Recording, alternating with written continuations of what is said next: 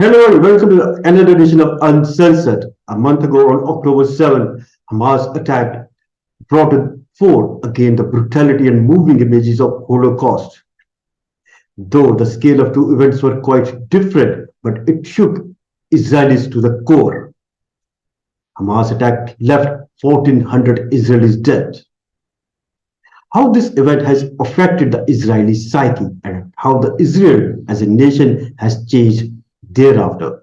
To understand it, we are joined from Tel Aviv, Mr. Noah Skalpov. I hope I'm pronouncing your name well. Noah Sure. Skalpov. Noah Slepkov. Noah Spelkov, and he is a senior fellow at Jewish People Policy Institute. Noah, thanks a lot for sparing your time and being on my show. My pleasure. Noah, let me start it with first. It has been about a month, the unfortunate incident which happened in Israel. So, how this event has changed the Israeli psyche? Oh, I think that it's going to take a long time for us to know exactly how it changed Israeli society. Right now, there's still the shock of the event. That's still very much the sense, and of course, the fact that the society is mobilized for a war. Right now, the society is not in a situation where they are able to reflect. In fact, most of the discussion is not about reflection, but about getting over this phase of the conflict. So, it was a tragic massacre, but it was also basically a declaration of war. Along with the massacre of civilians, there was 2,000 rockets launched at Israel that day. So this was a war that nobody saw coming, and now the society is mobilized. That there's no one in Israel that hasn't been affected by this. The schools are closed in many areas. People are been called up for army reserves, something like 300,000 plus people, which in Israel is a large portion of the population. In India, I'm sure it's a drop in the bucket, but here it's a very, very considerable number. And so society is kind of put on hold. And, basically, how has it changed us? Well, we're now a state at war. We're very united. Before the attack, the big discussion in Israel was over the judicial reforms that the current government was initiating, and the society was divided over that. And as a result of the conflict of the massacre and the subsequent war, this society has been completely united with the same goal of winning the war. The big campaign in Hebrew, it's written everywhere. Together together we'll be victorious is the translation of it. So everyone is basically just united around the goal of winning this war and making sure this never happens again. So, Noah, what you were saying that the people don't have a time to reflect on what exactly has happened and how to investigate it also. People don't have a time. You are now in a state of war. And this is what I was talking to a couple of my Israeli friends, and they were telling me that it's an existential fight they are fighting right now. Am I right? That's right. That's how you Oh, are. I mean, I would even go a step beyond that. This is an intractable conflict. What Israelis want is to live in their state, and enjoy the freedoms and democracies that the state has provided them for the last 75 years. And the Hamas doesn't want Israel to exist. It thinks a great injustice was committed against the Palestinian people in 1948, and their whole raison d'etre is to eliminate Israel. I mean, it sounds like hyperbole, but it's literally their goal is the destruction of Israel.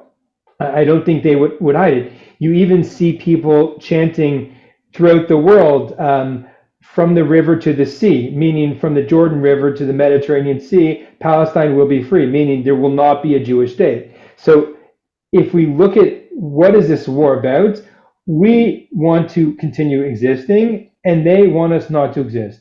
Of course, Hamas didn't do this attack in order to destroy the state of Israel. They did it so that they could have a bargaining chip, to have some sense of victory, to take advantage of what they might have thought was Israel's weakness because it was focused on the judicial reforms.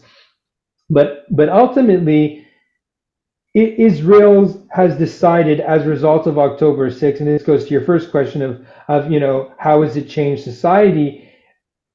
People realize that they're living in a false sense of security, that the security that Israelis thought they enjoyed, that they could have a music festival close to the border of Gaza and nothing bad would happen, that notion was an illusion. And so now we're saying, okay, clearly we are not safe anymore in Israel, given what transpired.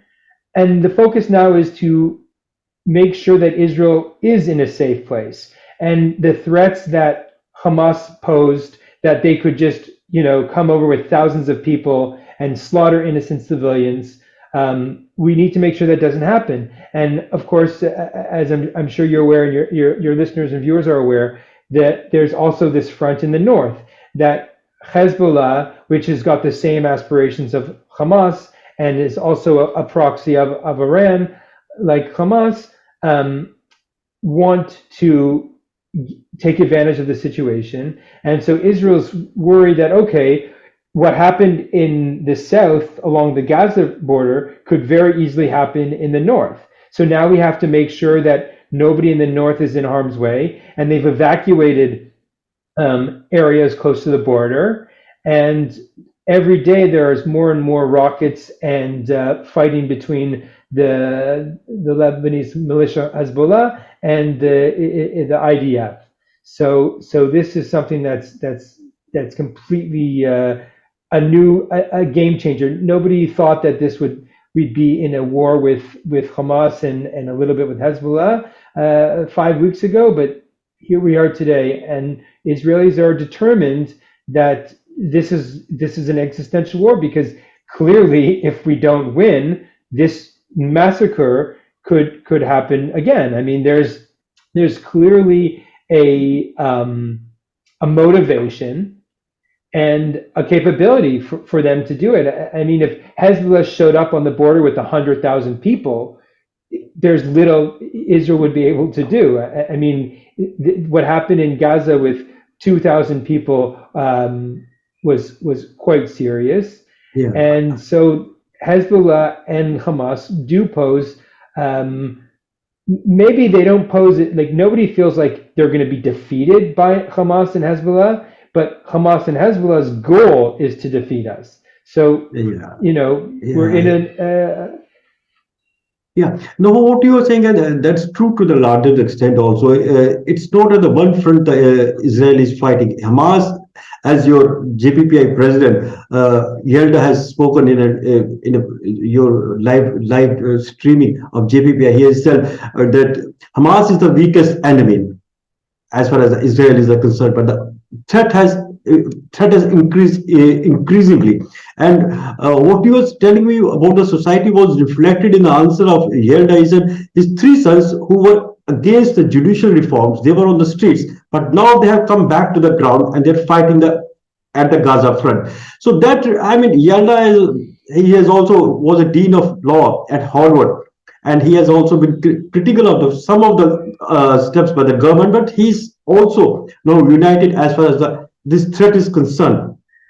So that was the thing I wanted to bring into our views, how the society has united on this account, even though they have differences with Netanyahu.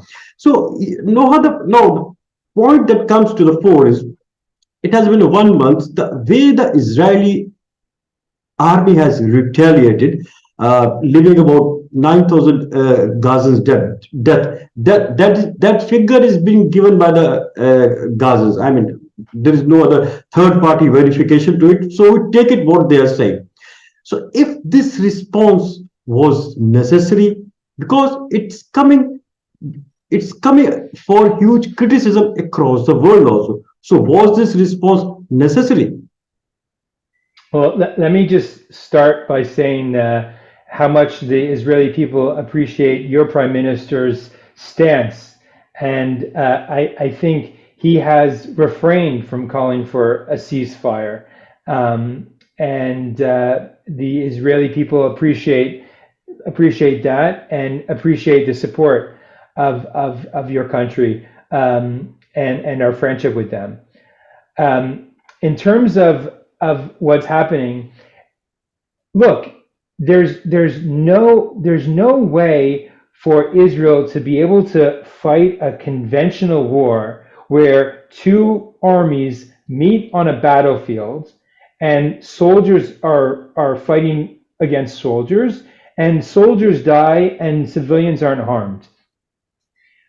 As soon as Hamas went and deliberately killed civilians, it wasn't that they thought maybe this baby, who they're going to rip his head off or her head off, is a soldier, right? Like you can't kill a baby in cold blood, and decapitate a baby and say it was somehow a military target. So this whole notion of Hamas waging a surprise attack, massacring civilians, and then Israel saying, "Okay, we need to eliminate this threat," and then the people in the world are outraged that innocent Palestinians are being killed. Of course, the loss of life of an innocent civilian is regrettable, and nobody wants to see, except for Hamas, who do want to see innocent civilians killed. Nobody in Israel wants to see innocent civilians killed when it can be avoided. But you have to ask, who is responsible for these innocent civilians being killed? Hamas is preventing people from being evacuated, meaning they're stopping people from getting out of harm's way.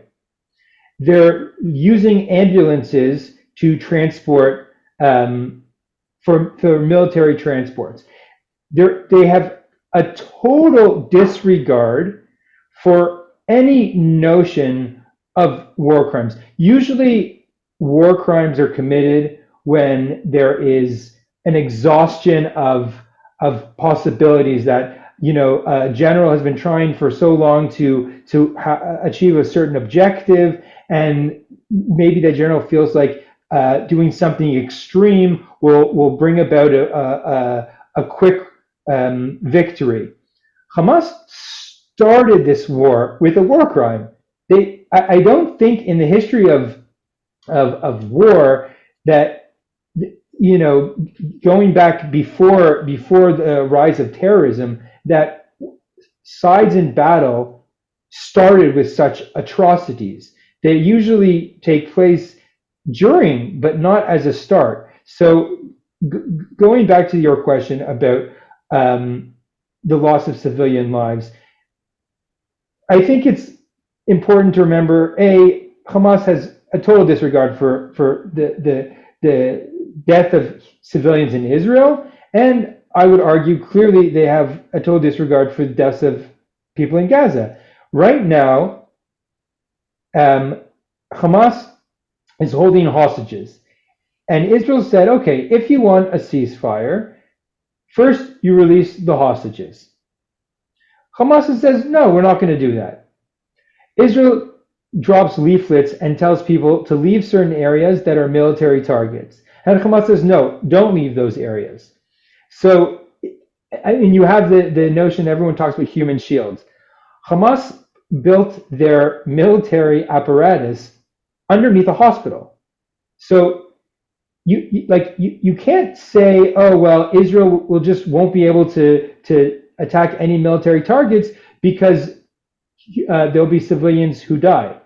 The onus is on the Hamas to not put civilians in harm's way, so they aren't acting as human shields. But because Hamas doesn't have a normal ability to fight Israel in an honorable way of armies fighting armies. They're using their civilians as a way of protecting them, and it doesn't seem like Hamas would care if half of Gaza would be killed if they achieve their military objective. Their interest in saving human lives is just not the priority. I mean, to put it in perspective, one of the things that Israeli civilians were really upset about after October 7th was that in Israeli hospitals, there were Hamas terrorists who came across and killed civilians, and they were injured and they were being treated in Israeli hospitals. So if you have a country that is literally treating terrorists who committed an atrocity, instead of just killing them like Hamas does, you have to ask yourself, okay, which side in this conflict is actually concerned about saving lives? So, what you are saying, and this is a point I was reading in other articles with regard to the Hamas, that you have said that Hamas has started this war. Hamas itself has started this war as a war criminal. It's a war criminal. And secondly, when Hamas doesn't recognize Israel as a sovereign, independent nation, so it doesn't have a rationality. This is exactly the same point your GPPI president was making. But now Israel is a sovereign, independent country, one of the great powers in the Middle East. So it does have certain rationality in its foreign policy and its military objective also. So now you talked about the threat from north and south also. So, though the Nasrullah has given a statement, but he has not directly made any statement with regard to going directly in getting involved directly into this conflict. But does Israel fear there could be attacks from Hezbollah with Iran backing it up? If this fear is quite plausible. Sure. I mean, it's not. I mean, it's clear. I mean, why else has Iran been arming Hezbollah all these years? Hezbollah was designed for the purpose of fighting Israel. I mean, when you mentioned Yedidia saying that Hamas was the weakest enemy, the firepower of Hezbollah is just on a different level. I mean, we're talking about the difference between 100 and 100,000 in terms of the capabilities. I mean, I've heard something as high as 200,000 rockets in Hezbollah's arsenal. So Hezbollah is the real threat. But Israel hopes that eventually, before there is like a major conflict between Israel and Hezbollah, an all-out conflict between Israel and Hezbollah, that there will be some event that will completely change the axis of power, something like the Arab Spring that was unforeseen, that had changes across the region. And with Israel making peace with many Arab countries, and of course, before this massacre, there were talks between Israel and Saudi Arabia, and there were lots of indications that there was going to be major diplomatic breakthroughs in relations between Saudi Arabia and Israel. And eventually there'll be a situation where the Lebanese people will realize, hey, instead of trying to destroy our country, why don't we, instead of trying to destroy Israel, why don't we try to build up our country? And when I mean, this is also with Hamas. Hamas, instead of saying, okay, let's make Gaza a great place, let's, make sure everyone has a job and we're contributing something to the world's economy and we're producing something, they're saying, no, instead of building our country, let's first destroy Israel and then take over Israel. And I think hopefully before there's a war, an all-out war where many innocent civilians would be killed on both sides, that there'll be some major cataclysmic event that would eliminate Hezbollah from a popular uprising of people saying, okay, we'd rather have democracy. But until that happens, Israel can just build up its deterrence and say to Hezbollah, these are our red lines. If you do not cross these red lines, we will avoid confrontation. That's basically what you have now with what's going on. There hasn't been a declaration of war either by Israel against Hezbollah or a Hezbollah against Israel. And as you mentioned, Nasrallah's speech on Friday, the Much Ado About Nothing speech, it was pretty pathetic. It was he didn't really say much. He just rambled. Reminds me of a bit like Donald Trump. But at least Nasrallah, sticks to the script, as boring as it was. But basically, Nasrallah said, this is a Palestinian thing. We had nothing to do with it. The Zionists don't want to, they're afraid of us because we're so strong. Ultimately, he didn't declare war. And he also wants to maintain the status quo. So if we can maintain the status quo with Hezbollah and avoid a confrontation, great.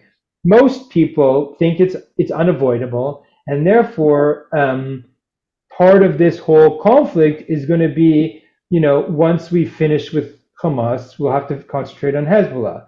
But right now, the main issue is Hamas. I mean, if you look at America's reaction to 9/11, that they first went into Afghanistan, and that was their main concern. And then they started looking at where else are problematic, and then they went down the whole of Iraq, which many people say was, in retrospect, a mistake. Israel doesn't want to have that situation where they just end up falling down a rabbit hole of conflict. And I heard a commentator on TV today saying, when there's peace, people say we don't want to fight with Hezbollah because there's peace. Why would we go into war with Hezbollah? And when there's a war, people say, well, we're in a war. Why would we want to go to war with Hezbollah as well? So we're in a catch-22. But hopefully it can continue the status quo, and countries like India can put pressure on Iran, which is the troublemaker in the region, and hopefully getting Iran to understand that everyone would be better off in the region if there wasn't all these groups focused on destroying Israel. India and Israel enjoy good relations, and I think it's to the benefit of both people in India and people in Israel, and Israel would like to see that with all its neighbors. Israel had great relations with Iran before the revolution in Iran. It's one of these ironies of history that Iran and Israel were good allies until the Islamic Revolution. And Israelis look forward to the day where there's another revolution in Iran, and we'll be back to being partners with them. Right now, it doesn't look like that's going to happen anytime soon, but you'll probably know more about that than me, being where you are. Yeah. There are 2 or 3 points which I just want you to give an answer. First, we talked about Iran factor also and Hezbollah also. I just wanted to ask you one thing.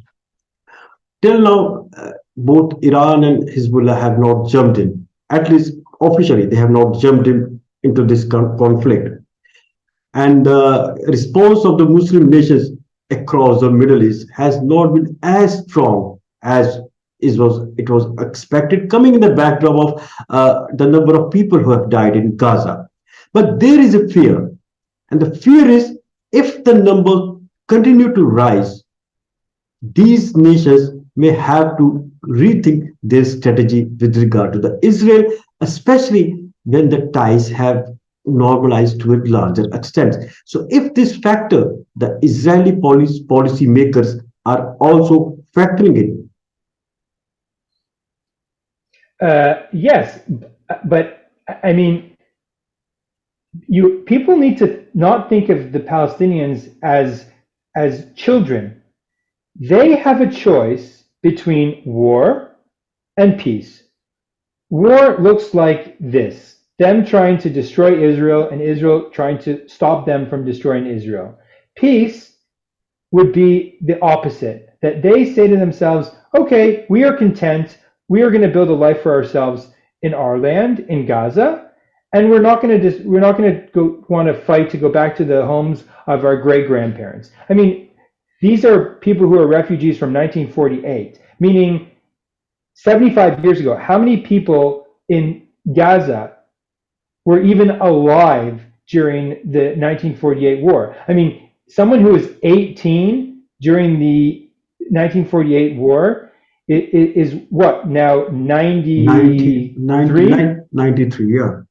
93. So there aren't anybody who really was directly affected from the war in 1940. Of course, everyone was directly affected as a result of what transpired. But as long as the Palestinians are saying, no, no, we prefer war to peace, I mean, you should, the Arab world should be asking Hamas, and I think probably behind the scenes they are, what's the end game here? Every time you start a war with Israel, you get sent back, 2 decades in the past.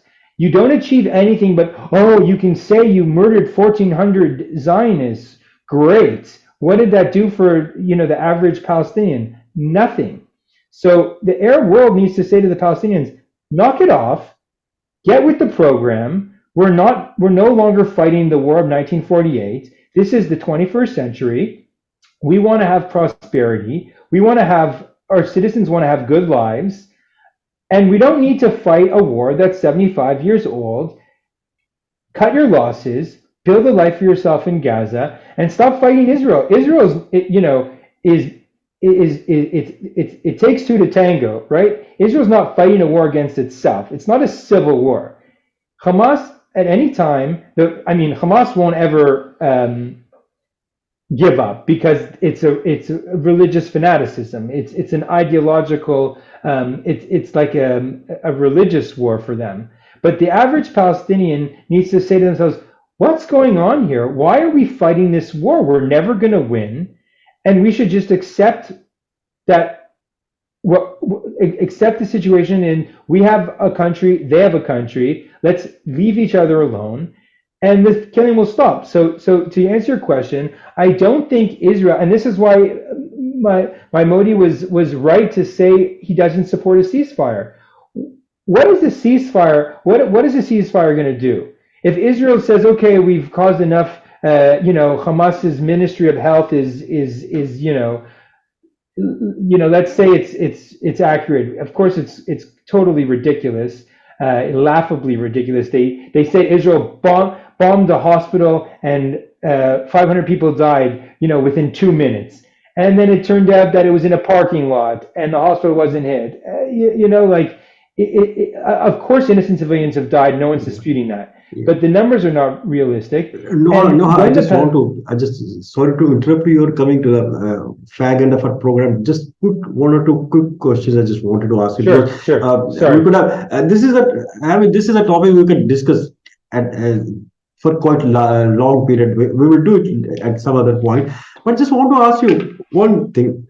You talked about the end game. What was the end game Hamas wanted to achieve, except for death and destruction and putting everything on the toss, whatever has improved with regard to the Israel as far as the Middle East was concerned. So now I just want to ask you one thing. What is the end game of Israel as far as the Gaza and Hamas is concerned? You have stated categorically we want to wipe out Hamas. Fine enough. Then what is the exit game also? What is the end game and what is the exit game? These are the two questions everyone is asking across the world. Look, I mean, if you ask me what would I like to see, I would like to see an end game in which the Palestinians say, okay, we want peace, no more war, end of conflict, end of claims. That's probably not going to happen just because the international community doesn't have the stomach to wait for that to happen. So what's the end game here? Israel is going to, quote, eliminate the military threat posed by Hamas. It will allow in, once Hamas is gone from power, another entity such as the Palestinian Authority will be responsible for governing Gaza.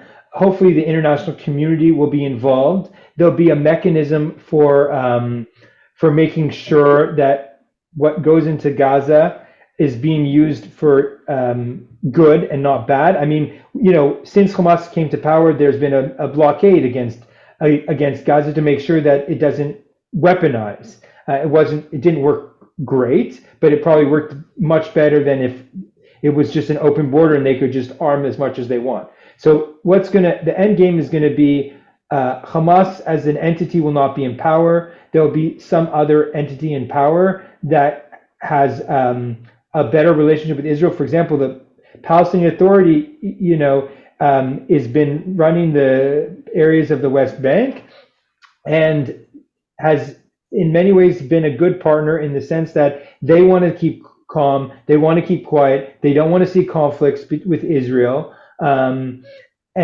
if we can have the same type of authority in Gaza, making sure that Gaza is built for the people and not for the army, for the military, that would be the solution.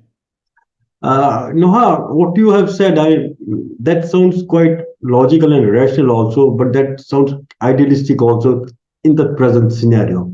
Because why I'm saying so, because Mohammad Habasi has not said categorically they are interested in governing the Gaza, given the right situation. How the Arab countries can get involved into this thing, that is also an open question. Nobody has an answer. But I can understand the Israeli game is to wipe out Hamas, throw it away from the wipe out the military threat.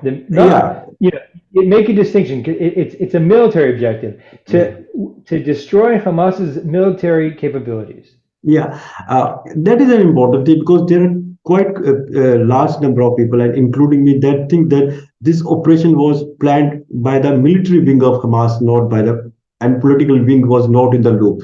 This is something, I mean, we have to see, but there is speculation with regard to that.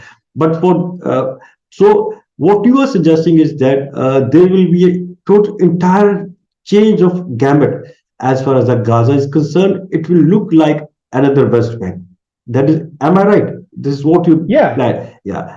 I mean, there needs to be there hasn't been elections in Gaza since 2005, I think. I don't think anyone is talking about having elections now. I think the problem that people should consider is that it might be the case that Hamas is actually a good representative of what the Palestinians want. Like if Hamas has the approval, if people in Gaza say, oh, we like Hamas, we like that they're killing Israeli civilians in massacres, we want them to be responsible for us. The war is not over, right? There's no scenario in which the people of Gaza that this conflict will be resolved in any way in which the ideology of Hamas is still there. So there has to be a deprogramming. In the meantime, hopefully the international community can get their act together and create some mechanism in which they say, okay, forget about the right of return that, we keep people. I mean, it's crazy. Someone who's born today in Gaza is a refugee in many instances from Palestine, meaning 75 years ago, their great-great-grandparents were here and they lost their homes because of a war. And now someone born in Gaza is a refugee of Israel. It makes no sense. The international community says, okay, from now on, everyone in Gaza, their home is Gaza. Forget about moving to destroying Israel and taking it over. It's not a possibility. We need to educate people to build their life in Gaza, make that their home, focus on building that up, And hopefully that will lead to a situation where people say, hey, we like our life. We like the fact that we have food and jobs, Yeah, and let's true, continue true. like this. True, true, exactly. Noah, what you thanks for a lot for sparing your time and giving your perspective as far as the Israel is concerned. But what you are saying, that should also come in the backdrop of the Oslo Accord, which many people think has not been implemented. So we will talk about it at some other point also later Sure, also. with But pleasure. that's also important factor we have to factor in. Thanks a lot, Noah. We will come back to you again, and thanks a lot for sparing your time. My pleasure.